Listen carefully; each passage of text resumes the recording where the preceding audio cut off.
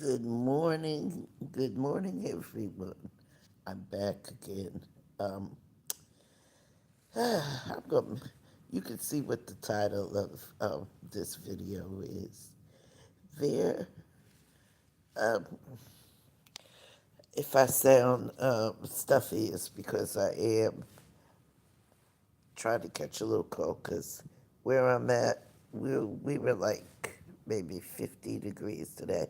Very windy and rainy. I got caught in the rain again. But anyway, um, this, as you all may or may not know, the Trump administration is putting work requirements for able-bodied working people to receive um, welfare and Section 8 vouchers. That's the thing that he's doing now.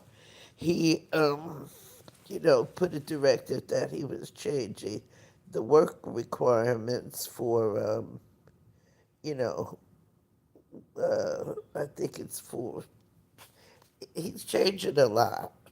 And I'm speaking, this is for everyone now. Um, my sister worked for welfare for 42 years. When I 42 years, and I used to always think, you know, I I was a liberal, a very very liberal person. You know, I believed it.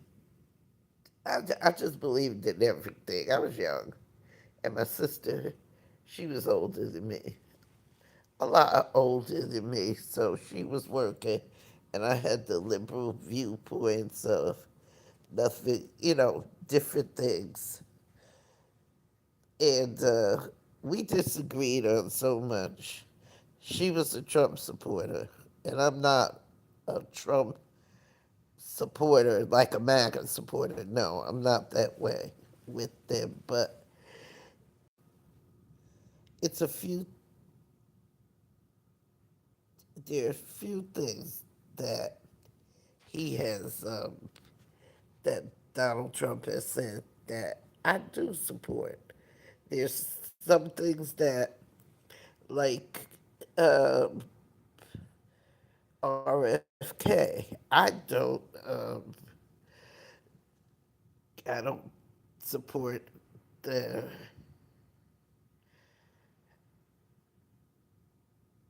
hi, Spider-Man, hi, Chelsea. You're probably children.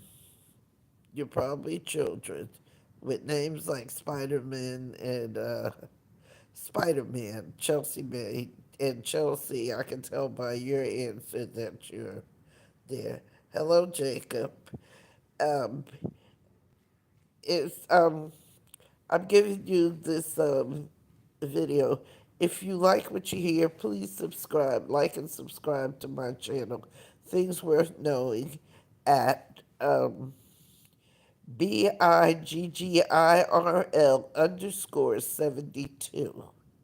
That's my channel. Like and subscribe, please, if you're here. Hello, everyone. Now, you know what the tune is. Here's my, here's the only thing uh, that that I require. Everything, be respectful. You do not, if you care to disagree with me, that's fine. You know, fine. I don't have a problem with people disagreeing with me because I may not be right. And the things I'm saying now are my, you know, are my opinions. But we won't disrespect each other on here because I will block you. I will take you out of the conversation. You won't be able to comment. But everybody is welcome to give their opinions. Now, as I was saying, I'm not a MAGA supporter. I'm not a big fan of Donald Trump by any means. But there are some things that he's saying, like able-bodied people should go to work. They shouldn't be on the welfare in the Section 8 vouchers. No more than 2 years or something. You have a waiting list that people were on a waiting list. I was on a waiting list for Section 8 from the time my son was 6 months old, and my name was not called on the list. And, and when it was called on the list, my son was 22 years old. No one should have to wait that long to be on to be called. There are people who don't support. And let me tell you this and something else too that you know. My sister was a social worker. She worked for the Board of Social Services in our town, and as I got older, I was a liberal. I want the liberal, oh, why not get to Section 8? Why not get to free rent? Why not have public housing? Yada, yada, yada. The same nonsense. Now that I'm older and things like that, I, you know, I chose not to. I have one, two, three, four people. I'd like to see four likes here since you're here. Evidently, you like what I'm saying. But, yeah, you know, so to long story short, she worked there and she used to have discussions with me because I wanted to move from my dad's house. My mom had died. I just wanted to move out on my own. I had been living there ever since I can remember. Ever since I was born, I came to my own house, own bedroom, own everything. And she used to tell me the things, and we had different opinions. And I would say to her, she would say to me, she had a conservative viewpoint on a lot of things. And my sister, you know, she would tell me that these social programs uh, Section 8 were geared to keep people poor. And she put it, and she said to keep black people poor because we're black. But she meant for everyone, people who would get on there because you could not save any money. You can't save any money. And I know someone who has two adult children, and they live with her because they just turned into adults. They had just turned to be 21, and they applied for it. They took her off of it when the kids came 21 because the kids didn't have, when you're first out of school, you don't really have good jobs and stuff. So they were taken off of Section 8 and they were put, they could get it. What happened was she could get it, but everybody's income had to be reported. 6 months of income for each one of the girls, and 6 months of income reported to her. And she refused to do it. They took her off of it because they were adults. There were adults in the house. And she took it off. The kids were working. She was working. And she got a second job. She didn't want she didn't want the Section 8 because she said she could never have anything extra if she worked at a second job to have extra to do things, because she has a younger daughter. And she said it didn't work for her. She said it was easier for her. It was beneficial for her to go get a part-time job, work a full-time job and a part-time job to make her ends meet. The same way with the food stamp thing. She didn't get, they took her off food stamps because she made too much. So she got a second job. Long story short, herself and her two oldest children are working, contributing to the house. The only one who isn't working is the 12-year-old, which is normal, which is what normal people do. Now, people are upset because they, they are they're changing the rules to Section 8 now. They want to make it, the Trump administration wants to make eligibility for Section 8 for 2 years. 2 years. And that's the limit. And you know what? If you think about it, if you know, okay, I got 2 years, 2 full years to be on Section 8, where they will pay my rent. They will help me pay my rent at the lower value and pay the other portion. I think uh, I'm not sure. I think at the way Section 8 is now, the recipient gets paid 30% of it, and the government pays the 70%. And as you work, your income goes up, the less the government pays. But what a lot of these girls, because I've worked with women who do it, a lot of these women will work, and when they get to that limit, they will they will stop working. I see somebody came in and joined. If you just joining, would you like and subscribe to my channel, which is I have a YouTube channel, which is Things Worth Knowing, and my at BIGGIRL underscore 72. Like and subscribe, please, if you care to. And if you don't, you're still welcome to stay and listen. But as I was saying, Section 8, things are changing, and they need to change. Give everybody a chance.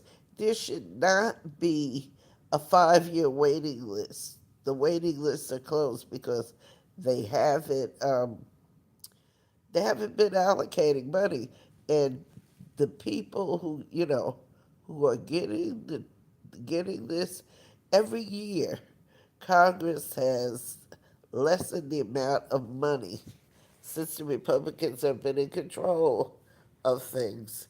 They have voted for less money for Section 8. It has to be a reform. And young women, you should, you know, you can, if you're able bodied, you should go to work. My son was born with a hole in his heart. He had open heart surgery when he was a baby. He should have had it when he was born, but he was very thin. And they were afraid that if they gave him that surgery, early. So I'll admit, I got welfare. But my dad, God bless him, my dad, he helped me out. And once my son had the surgery and everything, what he did was he he told me, "This is it." I stayed home. I put my son in daycare. I let him stay in daycare for a month.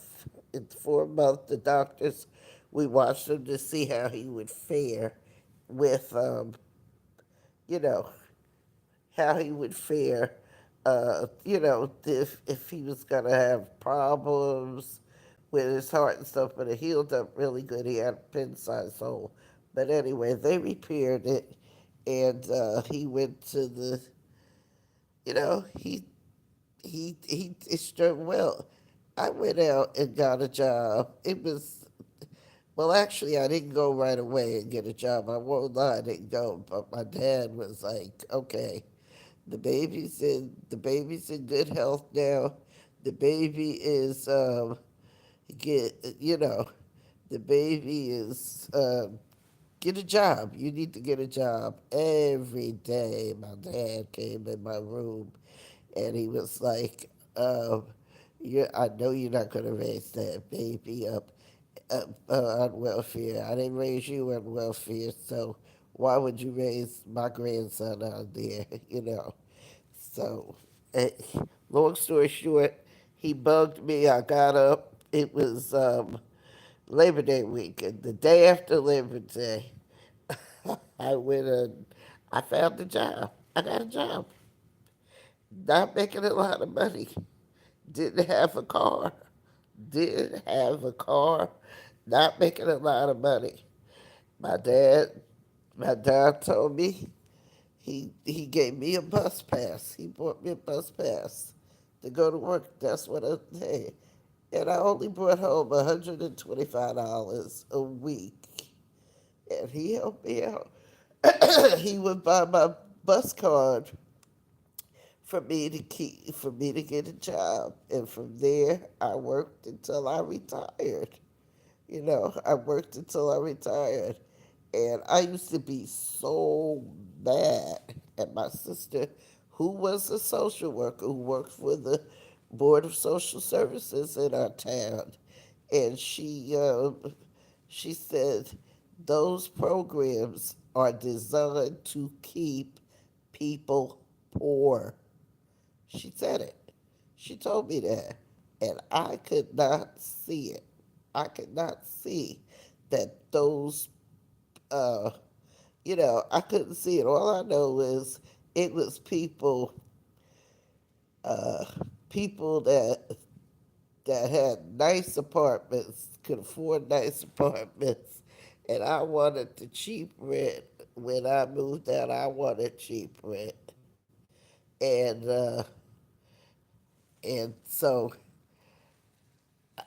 it, long story short, nobody should be make a life of living in and um, public housing and being on Section 8 for 15, 20 years, raising their kids on Section 20, getting these low paying jobs and not being, getting these low paying jobs.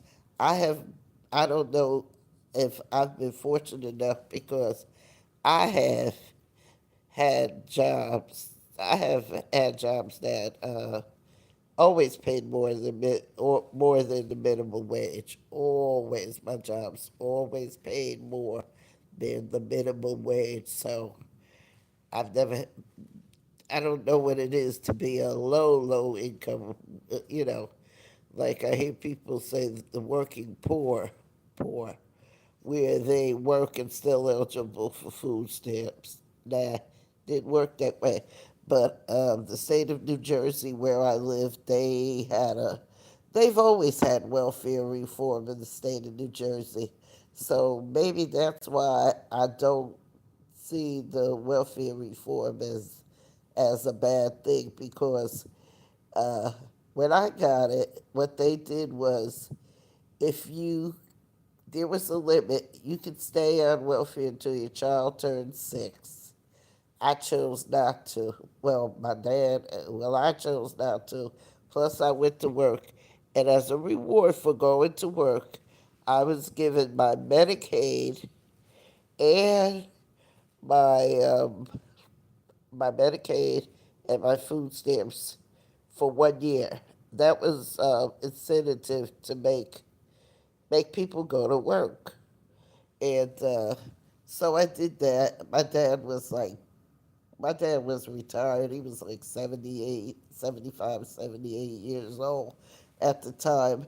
So uh, he wasn't he wasn't expected to support me or my son because they had a thing if you had young parents and your parents had a house, you stay in the house with your parents and all of that stuff. But the state of New Jersey always had reformed for Section 8. I mean, for welfare and stuff like that. So I worked. I got a job, and I worked for the state of New Jersey. Actually, worked for the state of New Jersey. Retired from the state of New Jersey. So I agree with it. People should work. You're not expected. You should not expect people to take and and take care of your kids. You know, in New Jersey, there was one time when New Jersey paid you a set, like a set fee. I call it a set fee, where if you had 5 kids and you were getting 500 a month, every child after that kid, you got 60. Every time you had a baby, they added $65 to your check. And I know of someone who said they were gonna never put her off of welfare because uh, she had a whole lot of children. God, she had a lot of children, and oh, I don't know how she did it, but she did it. She had a whole lot of kids. That's all I'm gonna say. She had a whole lot of them. Lived in public housing. Had everything going on at one. At least at that time, I was like, wow, I ain't gonna have all them kids. But she had a lot of kids, so there's some fraud in there now. What they say, it ain't quite as bad as they make it out. They make the black lady out to be the welfare queen. That's what Ronald Reagan did, but that ain't true. But as black women and black people in general, and people in general, wake up. The government does not have to take care of you and your kids. You choose to have these kids, all these kids. And yes, I was on it. I had a sick baby. I would have went to work and stuff. I would have kept my job that I had, but I had to bring my son to the doctor.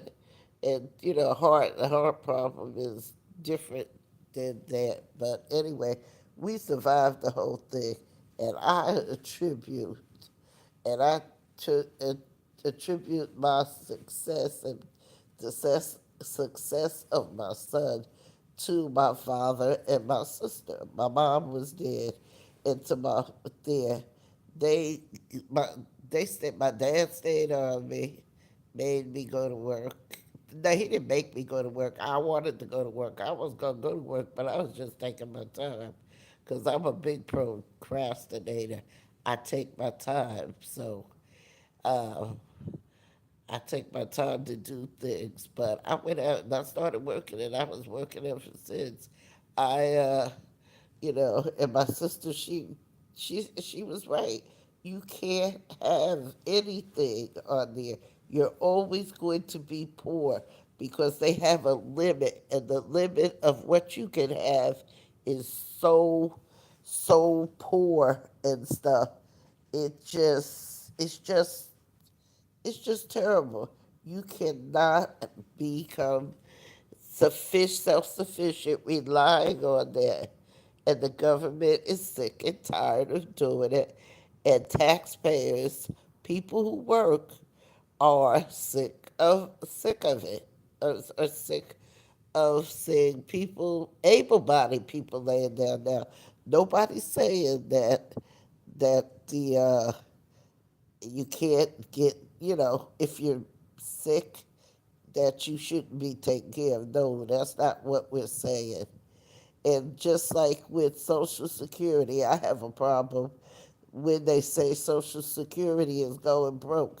You give SSI, which is government welfare, to old people who ain't never worked, never thought about working, will tell you your your your job a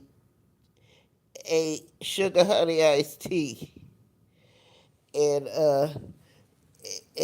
they're begging you for money and get mad because you won't give them your money. Now, them people, those are the people that SSI. Stop giving them people SSI. SSI. If they ain't never worked, they ain't never worked. They didn't know.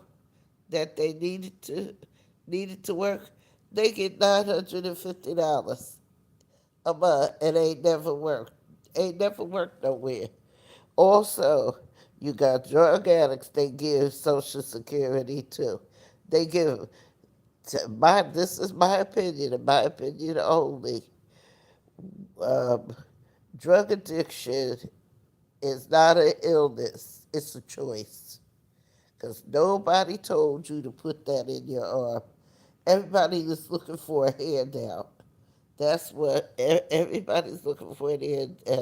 No, we are not supposed to take care of your kid. You're supposed to take care of your own kids. Because if you worked and took care of your own kids and had to spend, get up in the morning, get a kid ready for school, cook breakfast, take a kid to school, go to work, come home, help with homework, do everything you're supposed to do, then you wouldn't be you'd be too tired to be making babies. You wouldn't want to see no you wouldn't want to see another baby. Those are just that's just my opinion about the drug addict. I think drug addiction is choice. I went to school and I was studying it and I wanted to be a drug and alcohol counselor, but then I realized I have no patience for it. I can do it, but I have no patience for it. And I'm a firm believer in second choices. But we as the people, have become too reliant on government assistance. Now, now I agree with that. The government has people are too reliant on them to take care, and that's a conservative viewpoint of mine. But the other crap that Donald Trump does, I'm not into it. But people, we have to learn how to adapt, how to get out and get a job, make do. And there's a channel that I watch. I love this channel. It's Nicole at uh, Fierce Mom Entrepreneur. And I was listening to her the other day. What made me decide to do this video? She was um, she was talking and she was saying she had seen somebody, and she uh, and she was just saying little things, and I listened to the video, and she made a lot of sense, and I learned something from her myself too. So go check out her channel. It's it's her name is Nicole at Fierce Mom Entrepreneur, and she has some very good videos because she's the one who started trying to start this conversation with people, and you chat with her because like she was saying, she lives in Florida, so school will be starting back in August, and where school in New Jersey has not got out. I think they got another week. They get out by the end of June. So they have just all of July and all of August home, and then school starts all over again. But anyway, she made some good points. Kids come to school. Kids come to school now. Parents are on welfare and stuff like this, but they come to school. They they don't most of them don't start school on the first day, because the when school starts it's like 3 weeks, and we have a lot of religious holidays up here in the beginning, and so 3 days they have, or 3 4 days the first week of school. Kids aren't there. They come to school with no paper, because you need paper. You need a pencil. Kids in the lower grade needs papers. If your kid is going to kindergarten is not like it used to be. Kindergarten, you have to know how to count. To get out of kindergarten, you have to know how to count to 100. Simple as that. They teach you in kindergarten now. You just don't sit. I remember my kindergarten teacher. I forgot her name, but I remember her. And we used to sit in a circle on the floor. because I had an accident on the floor one time. And that's a whole nother story. And I remember sitting on the floor. But anyway, you know, the kids come to school with, now they have Jordans on, the best the designer clothes and stuff, the Nike sweatsuits and stuff, but don't have a pen or a piece of paper to write on. It is so easy. It's so easy, easy, easy. Easy to get and um, it's just easy. You can get your stuff ahead. And she made some points, and I thought about it. I said, "Well, I did that when I had my son.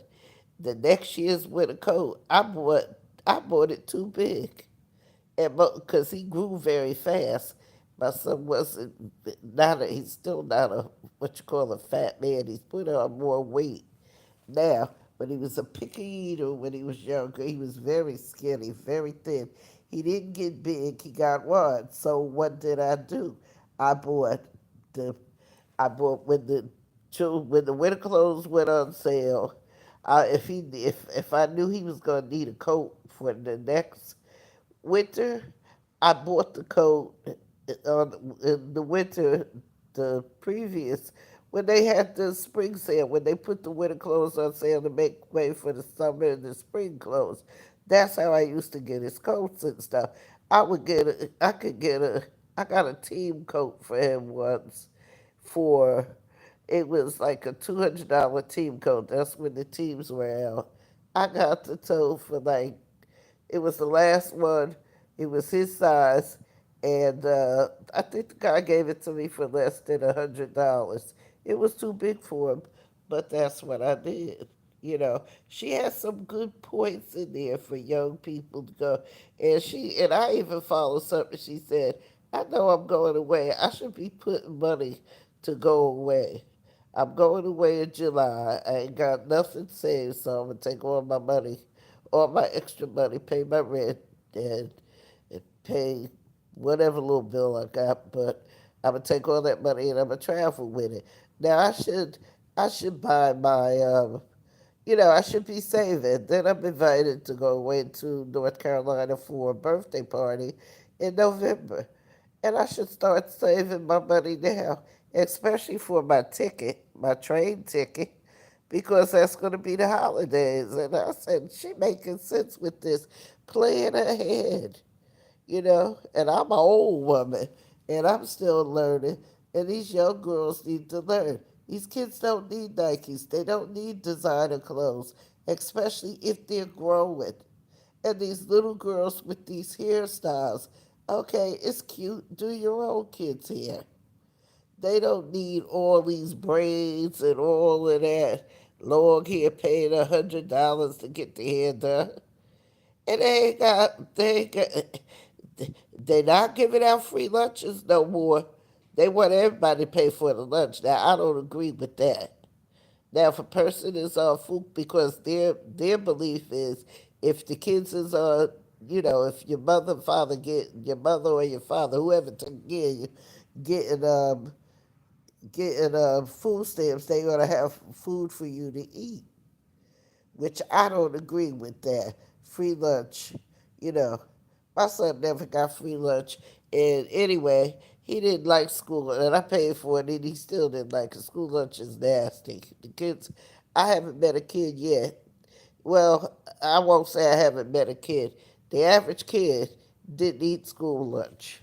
Nope, they did not. They did not eat school lunch that I know of. The kids, because everybody I knew, we was working, and they had kids in school, and they told me their kids didn't eat no school lunch. They said their kids didn't eat school lunch.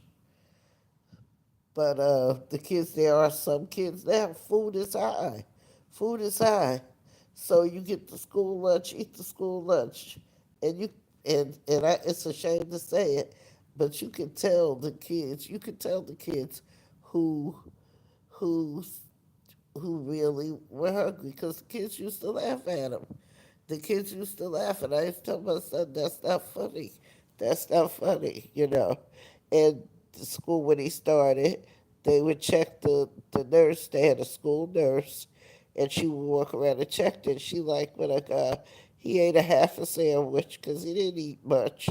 He liked grapes. I gave him grapes and I gave him milk.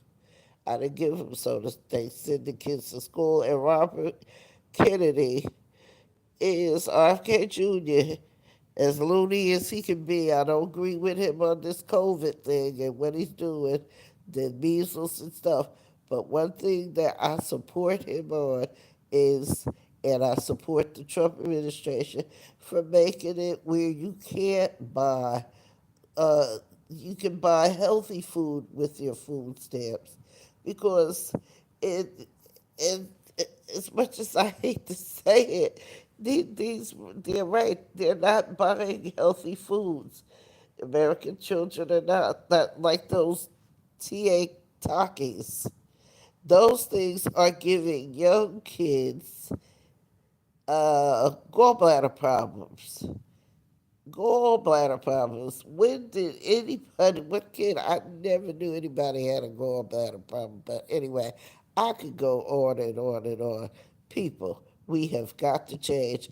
And go check out Nicole at Fierce Mom Entrepreneur, her channel, and check her channel out, and she can tell you more. She has a lot of good tips how you can stretch your food stamps, which I do. Buy the BOGOs, buy one get one free. I do bulk shopping, but there's a lot of ways you can do. But people, you do have to say, I'm going to end this live now. Like again, like, subscribe, and to my channel, Things Worth Knowing, at BIGGIRL _72. Good morning.